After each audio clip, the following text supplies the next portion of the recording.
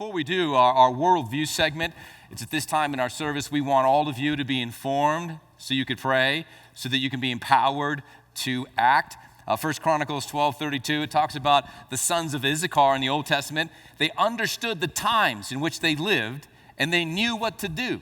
Christians today, it's imperative that we understand the times in which we live so that we can know what we are supposed to do. Back in October, we were headed to a leadership retreat as we do annually, and my wife and I were traveling through Roswell to get to Ruidoso, and I thought, it's amazing this city, what it's known for, what it's famous for, and a supposed alien craft crashed in the 1950s, and the government right now has the alien in prison or something, and we're doing testing on them and on the spaceship, and we laughed, but actually, as I was talking to my son Jonathan about this, he said, well, Dad, have you heard of the Lubbock Lights?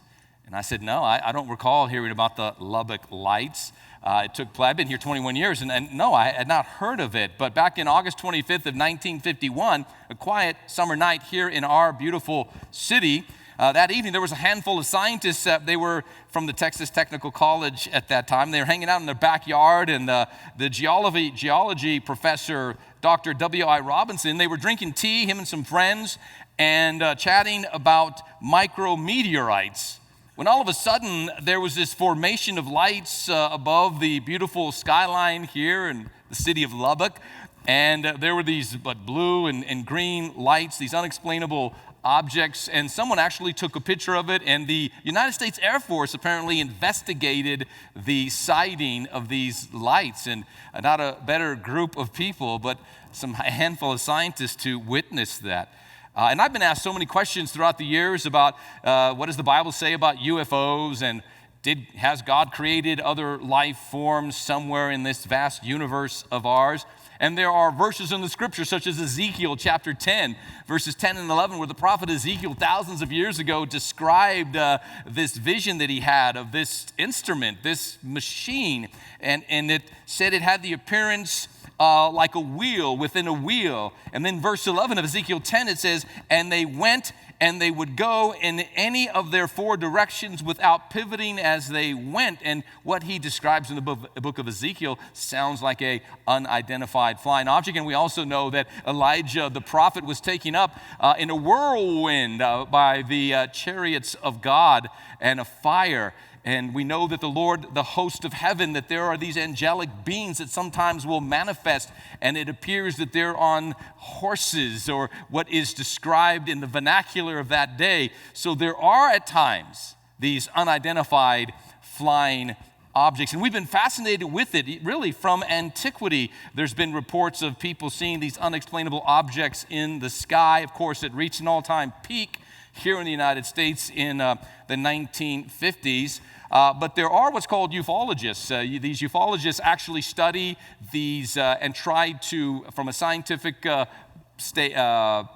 they try to identify what are people seeing. And John Spencer, a British ufologist, the editor of UFO Encyclopedia, asserts this, and I'm quoting, "It is important to note that over 90%, possibly 95% of UFO reports received are turned into IFOs, identified flying objects." Most ufologists would agree with his assessment. Matter of fact, some would even put the percentage of IFOs to 99% or higher. Many of these are hoaxes. The most common type of UFO hoax is a prank balloon, which involves tying a flare or a candle to a helium-filled balloon. Now, although 99% of UFOs have been identified in some form, a weather phenomenon or some type of foreign drone or spy device, there's still about 10,000 plus in the 1 percentile of these objects that have not yet been identified. So how do Christians respond to this? Intelligently, rationally, logically, most importantly, theologically? Well, some say that all UFO reports are simply the result of natural factors that have no explanation presently, whether these be misidentified natural phenomena, science hasn't caught up yet with what is happening, or misidentified man-made phenomena, something that the Chinese have made that we're not aware of yet, or the Russians. Socio-psychological factors or a combination thereof. UFO skeptic Donald Menzel goes as far as to dismiss ufology as, and I'm quoting, a pathological science. Swiss psychologist and psychiatrist, one of my favorite to read after, Carl Jung, he argued that UFOs are not objective realities, but instead represent a modern myth that arises from humankind's collective unconsciousness. Ufologists identify, though, two distinct otherworldly hypotheses, and there are really only two, and usually Christians fall in one of these. The first is the extraterrestrial hypothesis, or ETH.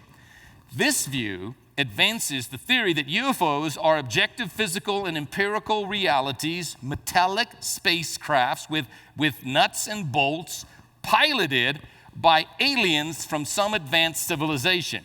I don't fall in that category personally. Then there's the interdimensional hypothesis, or IDH. Like the extraterrestrial hypothesis, the interdimensional hypothesis claims that some UFOs are real phenomena that may exhibit physical and empirical effects. However, in this view, the origin and nature of such phenomena belong not to extraterrestrial spacecrafts, but to another realm of reality beyond the time-space continuum. So the IDH is thus sometimes described as the paranormal or the occult view of UFOs. Some ufologists, especially Christians, have ascribed an angelic or demonic interpretation of this interdimensional presence. Even a number of leading secular ufologists have argued for a correlation between UFO phenomenon and the occult or demonism. Why is this important to us as Christians? Look at what 2 Thessalonians chapter 2, verse 9 says out of the Amplified Translation. The coming of the Antichrist, the lawless one, is through the activity of Satan, attended with great power, all kinds of counterfeit miracles, and deceptive signs, and false wonders, all of them lies.